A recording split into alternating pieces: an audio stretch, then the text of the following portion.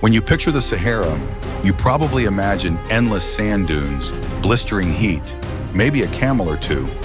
But birds, that's not usually the first thing that comes to mind. And yet, scattered across this vast desert is a cast of winged survivors so strange, so perfectly adapted, and sometimes so fashion-forward, you'd swear they were designed by nature's most eccentric artist. We're talking about tiny sparrows that thrive where there's barely a drop of water. Owls the size of eagles that blend into sandstone cliffs. Larks that can sprint like roadrunners. And ravens with tail fans, brown necks, and a knack for desert mischief. Some of these birds are nomads, traveling hundreds of miles in search of food. Some are permanent residents, carving out a living in the most unforgiving terrain on Earth. All of them have mastered the art of survival where the rules are simple: adapt or disappear. In this episode, we're taking flight over dunes, rocky plateaus, dry riverbeds, and shimmering mirages to meet 15 strange birds of the Sahara you won't believe actually exist. From jewel-toned finches to vultures with faces only a mother could love, get ready for a journey into the wild, resilient, and surprisingly colorful part of the desert. This is the Sahara, and it's about to surprise you. Let's fly. Some birds sing from the safety of leafy branches. The desert sparrow sings in a place where shade is a rumor and water is a myth. This small, elegant bird, pale sandy gray above, clean white below, with a neat black mask around the eyes and males, is perfectly designed for life in the Sahara. Its subtle colors aren't just beautiful, they're camouflage against the endless dunes and rocky plains. You'll often find them near desert oases, tiny villages, or nomadic camps where they forage for seeds, small insects, and any crumb of food the wind hasn't stolen.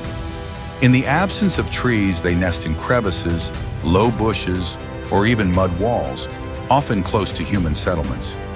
It's a mutually beneficial arrangement. People get insect control, sparrows get safety and scraps. Fun fact, unlike most birds, desert sparrows can go long periods without drinking. They obtain moisture from their food and have physiological adaptations to minimize water loss. A necessity in a land where finding a puddle can be a once-a-month event. Their soft, twittering calls cut through the desert stillness, a reminder that life persists even when the landscape seems empty. During the breeding season, males sing from prominent perches, often a lone shrub or fence post, while females inspect potential nesting sites. Both parents help raise the chicks, which fledge quickly to beat the intense heat of midsummer. Though not globally endangered, desert sparrow numbers can decline locally when oases dry up or human activity changes the delicate balance of desert life. Still, they remain a symbol of resilience for many Saharan cultures, proof that even in the harshest environment, grace and gentleness can endure. Spotting one in the wild feels like finding a secret, a soft flutter of life in a world of sand and silence. In the Sahara, that's not just luck, it's magic. Some desert birds stand proudly in the open. The African desert warbler prefers to melt into the scenery until you notice the flicker of its tail and the shimmer of pale gold in the sun. This small, slender warbler wears the colors of the Sahara itself: sandy beige upper parts, pale creamy underparts, and a faint warm wash across the chest. A fine, slightly curved bill is perfect for snapping up the tiny insects and spiders that make up most of its diet. Its pale yellow eyes seem to scan everything with quick, precise intent. You'll find African desert warblers in low, scrubby vegetation scattered across dunes, gravel plains, and dry wadis. They're rarely far from cover, weaving expertly through spindly shrubs like little ghosts in the wind. Fun fact, they are one of the few warblers adapted to a truly desert life, able to withstand extreme heat and go without freestanding water, obtaining moisture entirely from their prey. During the hottest part of the day, they keep to the shaded interiors of bushes, becoming almost impossible to spot. Their song is a delicate, melodious series of trills and whistles, often delivered from the top of a low shrub early in the morning when the air is cool. It's a sound that can feel almost out of place in such a stark, silent landscape, like a ribbon of music drifting across sand. Breeding takes place in the cooler months, with nests hidden deep inside shrubs, woven from fine grasses and plant fibers. Both parents share chick-rearing duties, working together to bring in a steady supply of small invertebrates. While not globally threatened, the African desert warbler's specialized habitat makes it vulnerable to overgrazing, shrub removal, and changes in rainfall patterns. Yet its range is wide enough that for now, this little desert specialist continues to thrive.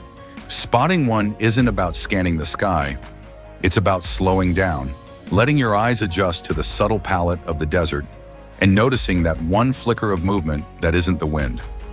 That's when the Sahara shows you one of its quietest treasures. Some birds in the desert scrape by with just enough to survive.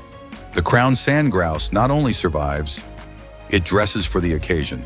This medium-sized pigeon-shaped bird wears a regal outfit, warm sandy brown body, finely patterned wings, a pale face framed by a dark eye stripe, and, most notably, a neat black and white crown atop its head. In the morning light, it looks like it's wearing ceremonial headgear for a desert coronation. Found across the Sahara's gravel plains, stony plateaus, and sandy flats, the crowned sand grouse is a master of timing. At dawn, flocks take off in swift, low flight to visit distant waterholes. The most fascinating part? Males soak their belly feathers at the water's edge, then fly back to the nest so chicks can drink from the stored water. A rare example of avian water transport. Fun fact, those specialized belly feathers can hold significant amounts of water without dripping, thanks to unique feather structures.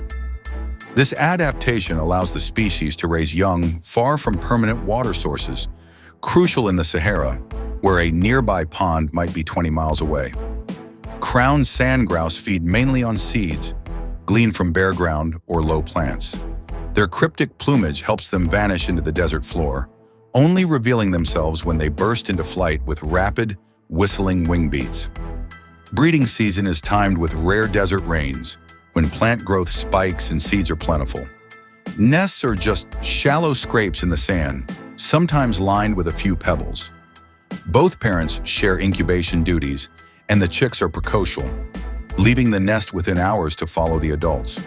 While not endangered, their dependence on predictable water sources means they can be affected by human disturbance or changes in desert hydrology.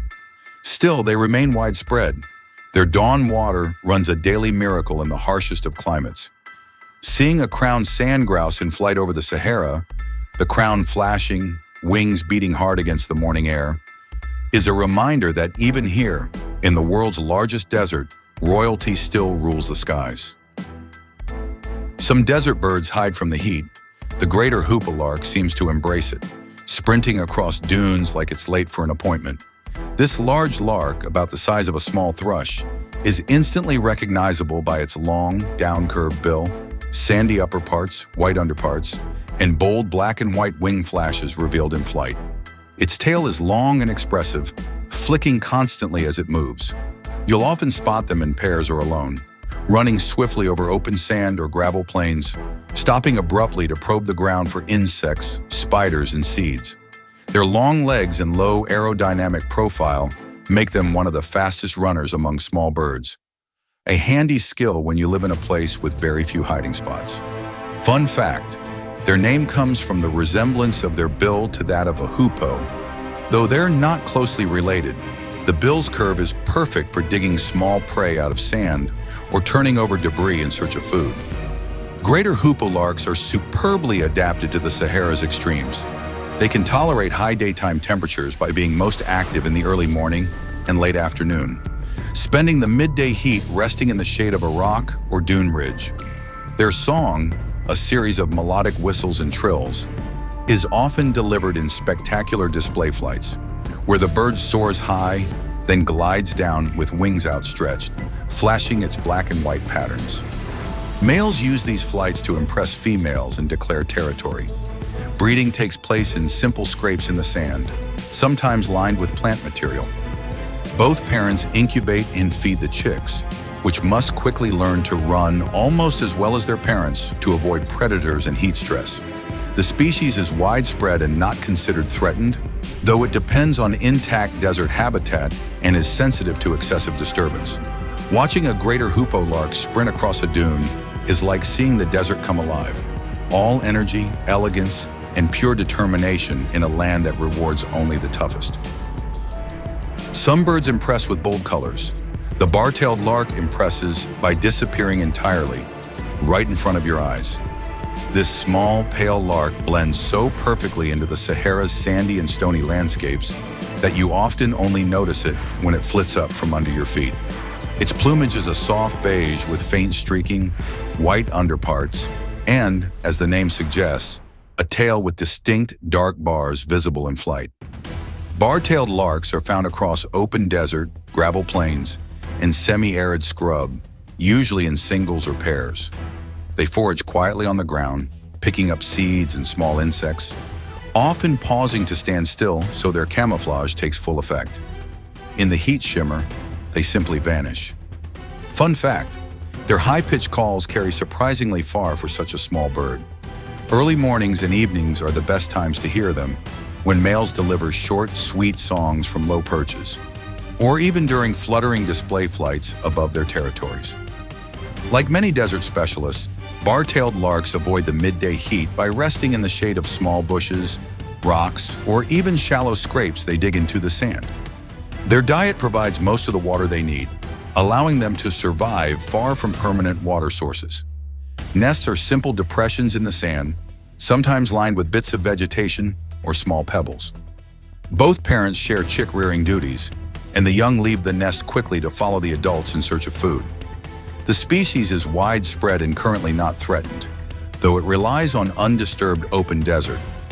Its understated beauty makes it easy to overlook, which is exactly what the bar-tailed lark wants. Spotting one in the Sahara feels like solving a visual puzzle. You scan the ground, the colors all blur, and then a tiny shape moves, revealing a perfectly adapted survivor whose greatest trick is being almost invisible in a land with nowhere to hide. Some desert birds rely on speed or stealth.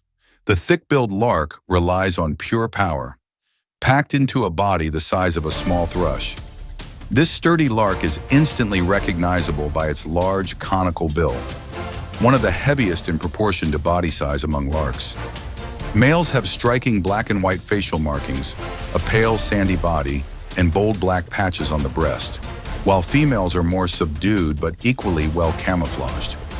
That bill isn't just for show, it's a specialized tool for cracking the toughest desert seeds and pods that other birds can't touch. In a land where food can be scarce and seasonal, that means the thick-billed lark can thrive on a menu most competitors have to skip. Fun fact, despite their stocky look, these birds are strong flyers. In breeding season, males perform high, looping display flights while delivering loud, melodious songs that carry far across the barren landscape. They inhabit gravel plains, rocky plateaus, and sparsely vegetated sandy areas, usually in pairs or small groups. Outside the breeding season, they can form loose flocks that roam widely in search of food, following the patchy distribution of desert plants. Nests are shallow scrapes in the ground, often lined with small pebbles and bits of vegetation. Both parents help incubate and feed the chicks, which grow quickly in the short window before the desert heat peaks. Thick-billed larks are not considered globally threatened, but their reliance on seed-producing vegetation means they're indirectly affected by overgrazing and habitat degradation. Still, their adaptability and strength give them an edge in one of the world's harshest environments. Seeing one in the Sahara is like meeting a miniature desert weightlifter. Solid, purposeful, and equipped with a tool set that says, "I eat what I want." In a landscape of extremes, that's a winning strategy. Some birds look like they belong in lush gardens. The desert wheatear looks like it was drawn with the colors of the Sahara itself. Males sport a sandy beige body, black wings and tail, a crisp black mask, and a white crown, a sharp, clean palate that blends perfectly with rocky desert slopes. Females are softer in tone, but equally well camouflaged. In both, the tail's black terminal band is a signature field mark, flashing when the bird flicks its tail, which it does constantly. Desert wheatears are restless nomads, often perching on rocks or low shrubs before darting to the ground to snatch insects and small invertebrates. Their diet is pure protein: beetles, grasshoppers, spiders, ants, all hunted with quick pounces and a watchful eye. Fun fact, these wheatears are long-distance migrants. Northern populations breed in Central Asia and migrate south to winter in the Sahara, while others are year-round residents in the region's more temperate zones. That means the bird you see on a Saharan dune might have traveled thousands of miles to get there. They prefer open, sparsely vegetated areas, stony plains, sandy flats, and rocky wadis. In such terrain, their upright stance and constant scanning make them easy to spot if they don't spot you first. Breeding nests are built in crevices, burrows, or under shrubs, lined with soft plant fibers and feathers. The female incubates while the male brings food, and once the chicks hatch, both parents work overtime to feed them. Desert wheatears aren't globally threatened, and their adaptability to varied arid landscapes helps keep their populations stable. Still, severe drought and habitat disturbance can reduce food availability, making life in the desert even harder. Spotting one in the Sahara feels like encountering a lone traveler who knows exactly where they're going, even in a world with no signposts. In the language of the desert wheatear's message is clear: stay alert, stay light on your feet, and never stop moving. In the Sahara, blending in is often the safest strategy. The white-crowned wheatear takes the opposite approach, wearing a striking black suit with a gleaming white crown and rump, as if daring the desert to notice. This medium-sized songbird is mostly deep, glossy black, with that unmistakable patch of pure white on its head, in adults, and another on the rump, flashing brightly in flight. The contrast is so bold it almost looks like the bird has stepped out of monochrome film. They inhabit rocky deserts, cliffs, wadis, and scattered human settlements across the Sahara. Perching on boulders or roof edges, they sing a loud, varied song, a mix of whistles, warbles, and even mimicry of other species. It's their way of announcing both territory and personality. Fun fact, the white-crowned wheatear often becomes surprisingly tame around desert villages, taking advantage of insects attracted to livestock, refuse, or human habitation. In more remote areas, they're quick to investigate intruders, sometimes following travelers for short distances. Their diet is mainly insects and other invertebrates, caught either by quick ground foraging or aerial sallies. They're also opportunistic, taking small fruits or scraps when available. Breeding season sees males defending prime rock crevices or cavities in walls, where nests are constructed from grass, wool, and feathers.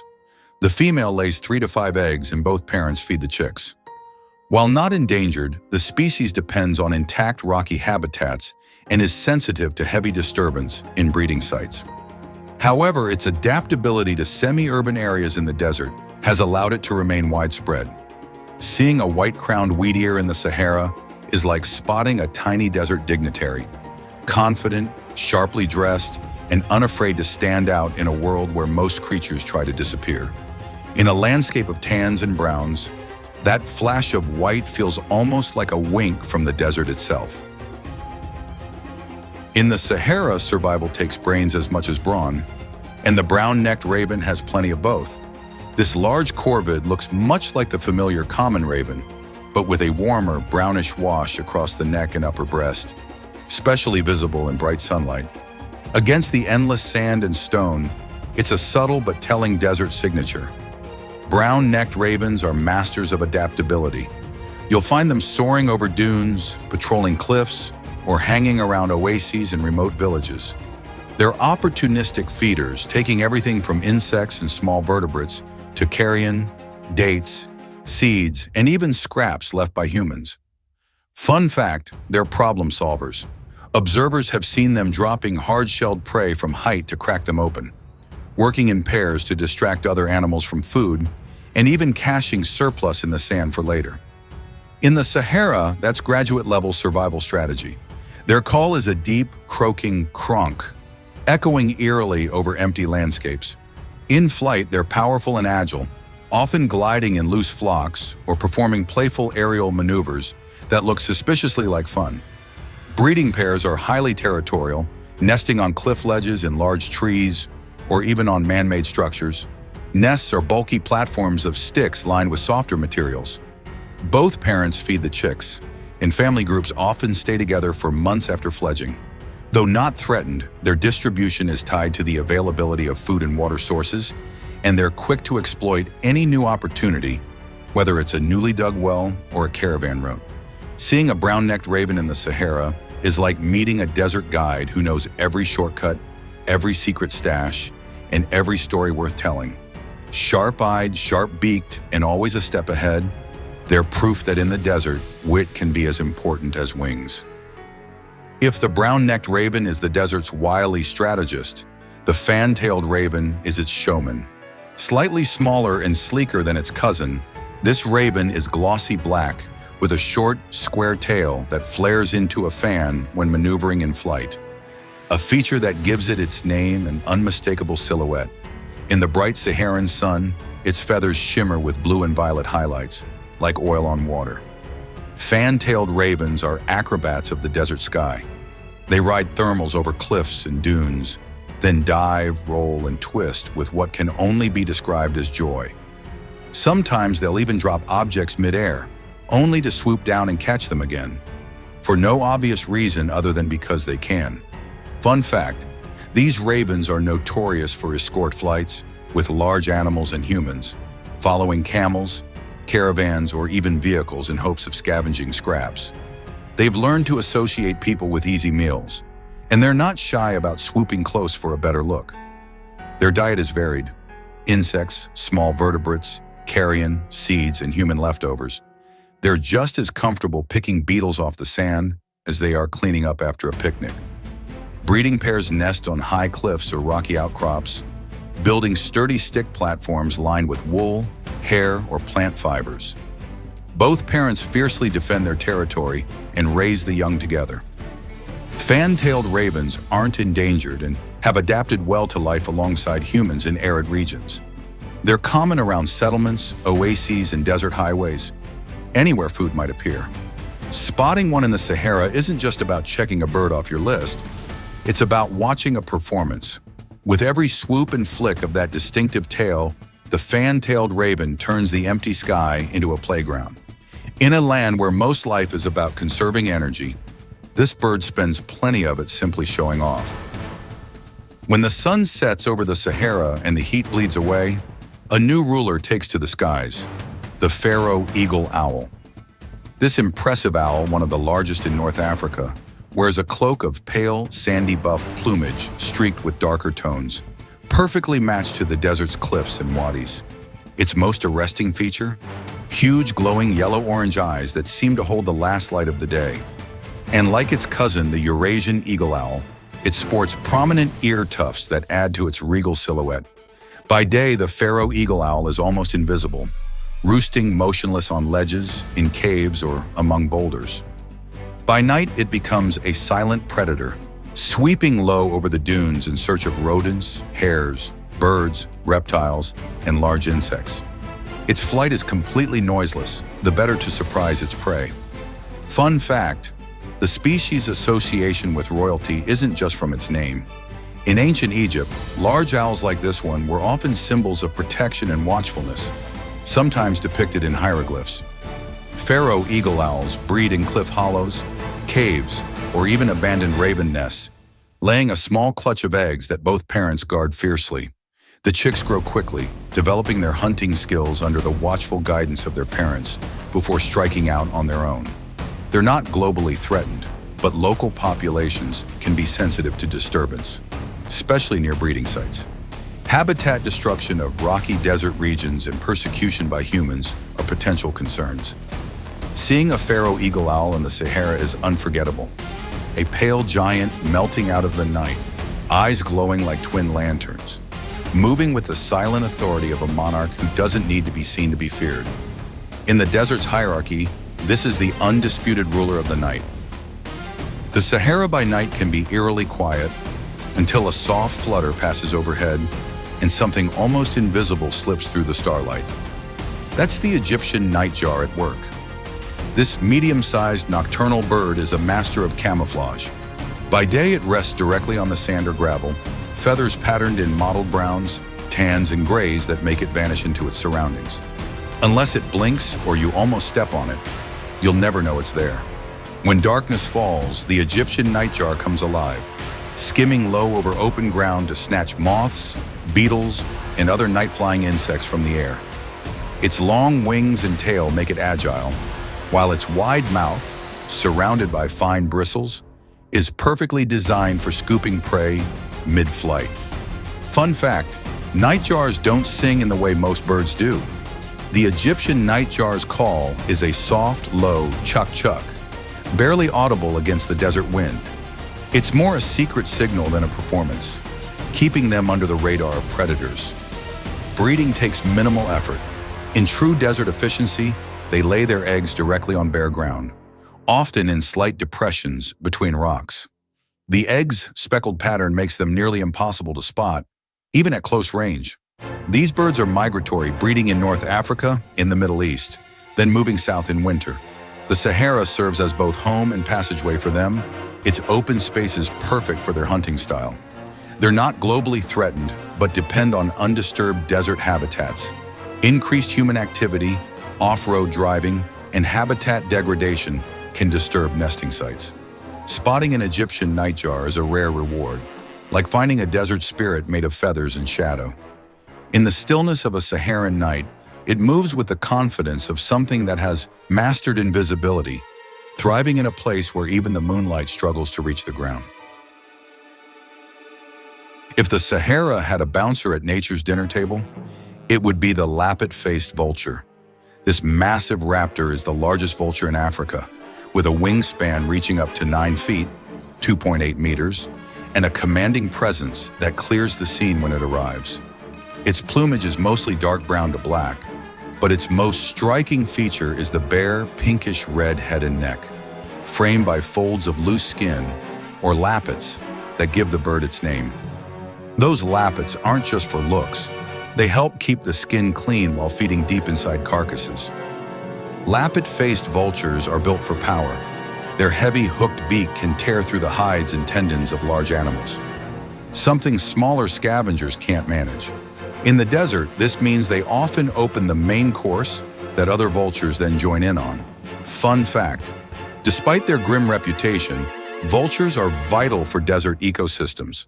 By quickly consuming carrion, they prevent the spread of disease and recycle nutrients back into the food chain. Without them, the Sahara would be a far less healthy place. They soar at incredible heights, scanning vast areas for the glint of other vultures or the scent of decay. Once they lock on, they descend in a long glide, wings stiff, shadows sweeping over the sand. Breeding pairs nest on cliff ledges, large acacia trees, or even on the ground in remote areas, building massive stick platforms. They raise just one chick at a time, investing heavily in its survival. While not yet globally endangered, the species faces threats from poisoning, often unintended, habitat loss, and declining food availability. In some areas, numbers have dropped sharply. Seeing a lappet-faced vulture in the Sahara is unforgettable. A combination of raw power, grotesque elegance, and ecological importance. It's the desert's undertaker, air patrol, and sanitation service all rolled into one, and it always eats first. If you think the desert is slow, meet the Barbary falcon, a predator that turns the Sahara's open skies into a hunting racetrack. Closely related to the peregrine falcon, the fastest bird on Earth, the Barbary falcon is slightly smaller, with warmer, sandy-toned plumage that blends perfectly with rocky cliffs and desert plateaus. Its crown and nape are pale, contrasting with a bold, dark mustache stripe on each cheek. A look that says both desert chic and don't mess with me. These falcons are built for speed and precision. From a high perch or soaring glide, they spot their prey, usually pigeons, doves, and smaller birds, then dive in a lightning-fast stoop. At full speed, they can exceed 150 miles per hour, 240 kilometers per hour, hitting their target with a force that's as stunning as it is fatal. Fun fact, Barbary falcons are master aerial tacticians. In open desert, they often work with the terrain, using ridges or dunes to mask their approach before launching into a strike. They'll even take advantage of thermals to climb effortlessly before a dive. They nest on cliff ledges, rock outcrops, or sometimes in abandoned raven or vulture nests. Breeding pairs are fiercely territorial, defending their airspace against any intruder, including other falcons. Unlike many desert birds, Barbary falcons don't wander much once they've established a good hunting territory. They're year-round residents, loyal to their chosen stretch of sky and rock. While not globally endangered, they face threats from habitat disturbance, illegal hunting, and the decline of wild prey. In some areas, they've adapted to urban life, nesting on tall buildings and hunting city pigeons. A desert hunter turned skyscraper sniper. Spotting a Barbary falcon in the Sahara is like seeing a fighter jet in bird form, sleek, silent until the last second, and devastatingly effective. In the endless expanse of sand and rock, it is speed incarnate, a reminder that even in the desert, some things move faster than the eye can follow. In the muted palette of the Sahara, sands and stones and scrub, the Sudan golden sparrow is a burst of sunlight with wings. Males in breeding plumage are dazzling, a rich golden yellow body with chestnut streaks on the back and black markings on the wings. Females and non-breeding males are more subdued in sandy browns, but still carry a warm glow that blends into the desert light. These sparrows are deeply social. They form flocks that can number in the hundreds or even thousands, swirling over acacia groves or settling like drifting gold dust on thorny shrubs. Their constant chatter is a lively soundtrack to the quieter desert environment, a reminder that life here can be communal and joyful. Fun fact: Sudan golden sparrows are nomadic, moving across the desert in response to rainfall and the flush of seeding grasses that follows. They're masters at finding temporary oases of food, sometimes appearing suddenly in areas where no one has seen them for months, and vanishing just as quickly when resources run out. They feed mainly on seeds, supplemented with small insects during breeding season. Water is essential, and flocks will travel long distances to drink, often arriving at watering holes in synchronized waves. Breeding takes place after rains when food is abundant. Nests are built in shrubs or small trees, often close together in loose colonies. The woven grass structures are lined with feathers for insulation against cool desert nights. Sudan golden sparrows aren't globally threatened, but their dependence on seasonal rainfall means they're vulnerable to shifts in climate patterns. In good years, they thrive. In bad years, they must roam farther and risk more to survive. Seeing a flock in the Sahara is pure magic. Hundreds of golden specks moving as one, flashing in the sunlight like living treasure. In a land often defined by scarcity, they are a reminder of abundance, brief, beautiful, and all the more precious for it. If you enjoyed soaring over the dunes with us and meeting the Sahara's most unexpected feathered residents, go ahead, tap like, share this with a fellow bird nerd, and tell us your favorite desert survivor in the comments. From the golden flash of a Sudan sparrow to the silent glide of a Pharaoh eagle owl, these birds prove that the Sahara isn't just empty space. It's a living, breathing stage where survival is an art form. Some are tiny, some are terrifying. All are perfectly tuned to a land where every drop of water and every breath of wind matters. We've got more strange birds from the world's most extreme places coming soon, so hit subscribe and keep your binoculars ready. Until next time, stay curious, stay wild, and remember, in the desert, the real treasure might just have wings.